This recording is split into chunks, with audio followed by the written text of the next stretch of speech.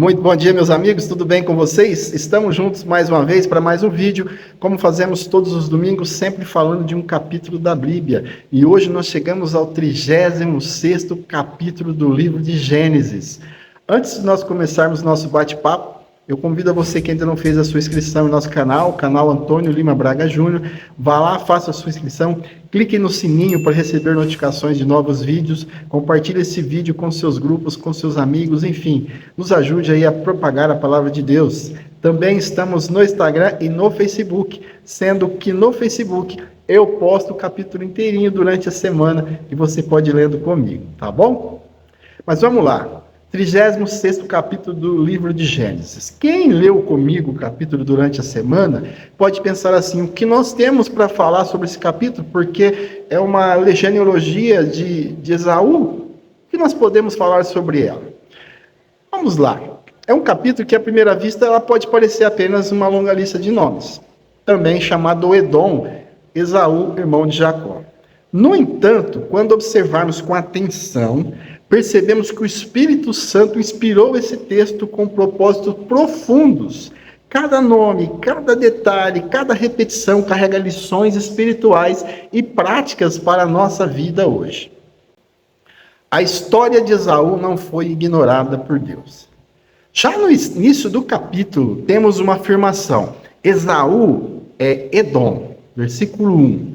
Depois, ele tomou suas mulheres entre as filhas de Canaã, no versículo 2. E depois, ele se separou de Jacó e foi para uma outra terra, está no versículo 8. Mesmo Esaú não sendo o herdeiro da promessa, Deus registrou sua história. Ele não foi apagado da narrativa bíblica. Isso nos lembra que Deus vê cada pessoa, mesmo aqueles que não seguem o caminho da promessa, Deus não os ignora. Ele conhece as suas histórias, suas famílias, seus caminhos. Isso nos desafia a não desprezar ninguém.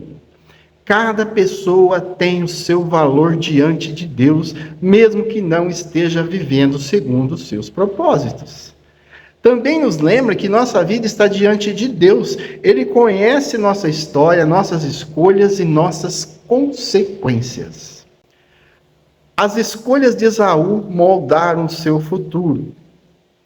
Esaú escolheu esposas entre as mulheres de Canaã, algo que já havia entristecido seus pais, conforme versículos 34 e 35. Em Gênesis 36, vemos o resultado dessas escolhas. Sua descendência se mistura com povos cananeus e ismaelitas. Nossas escolhas têm consequências. Esaú não perdeu a bênção apenas por um prato de lentilhas, lembra? Ele construiu um caminho de decisões que o afastaram da promessa. Devemos refletir, que tipo de decisões estamos tomando hoje? Elas nos aproximam ou nos afastam da vontade de Deus? A vida não é feita de um único grande erro, mas de uma sequência de escolhas diárias. Sabe aquela história do avião, quando cai? Não foi um erro, o piloto errou, é uma sequência de erros que desencadeiam no acidente. A nossa vida é a mesma coisa. Não é um grande erro que se afasta de Deus, mas as escolhas que você faz diariamente. Deus cumpre suas promessas mesmo fora da linha da promessa. Esaú não recebeu a bênção da aliança, mas Deus o abençoou com prosperidade. Ele teve muitos bens, conforme está no versículo 6 e 7. Sua família cresceu, seus descendentes se tornaram chefes e reis. O texto diz que a terra já não podia sustentar Esaú e Jacó juntos, por causa dos seus muitos rebanhos. Isso mostra que Deus também abençoa Esaú materialmente. Deus é fiel e misericordioso. Ele não é limitado pelas nossas falhas. Se fosse, meus amigos, não seríamos nada. Mesmo quando alguém não está no centro da vontade de Deus, ele ainda pode conceder graça, sustento e prosperidade. Isso nos ensina a não confundir prosperidade com aprovação divina. Eu vou repetir. Não devemos confundir prosperidade com aprovação divina. Ele nos lembra que Deus é generoso mesmo com quem não o busca plenamente. A separação entre Jacó e Esaú era necessária.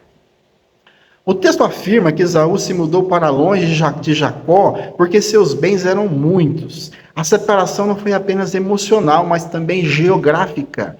Há momentos em que Deus permite separações para cumprir seus propósitos. Nem toda distância é perda, às vezes é proteção. Isso nos faz pensar nas pessoas.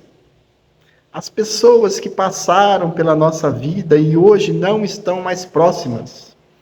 Talvez Deus estivesse conduzindo cada um para o seu caminho. Também nos lembra que devemos confiar na soberania de Deus entre relacionamentos que mudam. Pense nisso. Existem pessoas que foram embora. Vocês eram tão ligados, foram embora e de repente ela está tão longe. A formação de Edom, uma nação estruturada.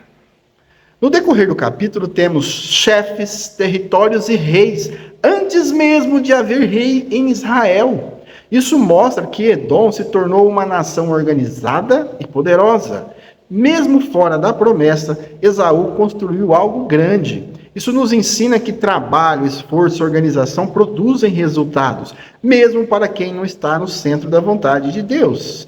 Se você está no centro da vontade de Deus e trabalha, você pode, de repente você não está no centro da vontade de Deus, mas você também é trabalhador. E Deus vai fazer você prosperar, vai te dar oportunidades também.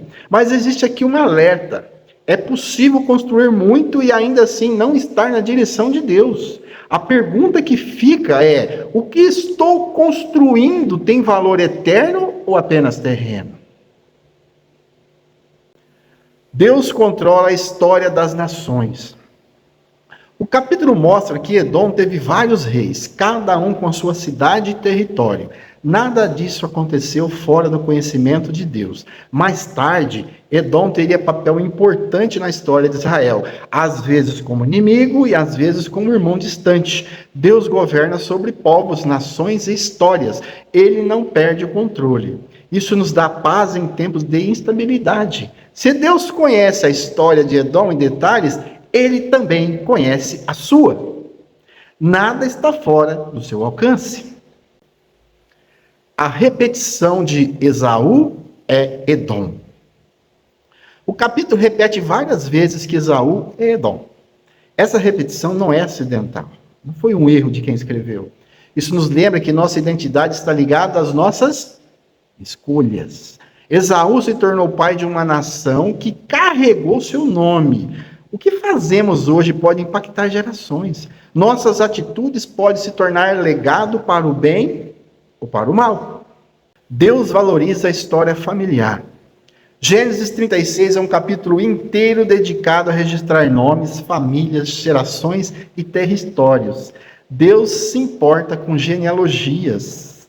Nossa família importa para Deus. Nossa história não começou conosco. Fazemos parte de uma linha que Deus conhece. Isso nos leva a valorizar nossa herança, nossas raízes e a responsabilidade de deixar um legado que honre ao Senhor.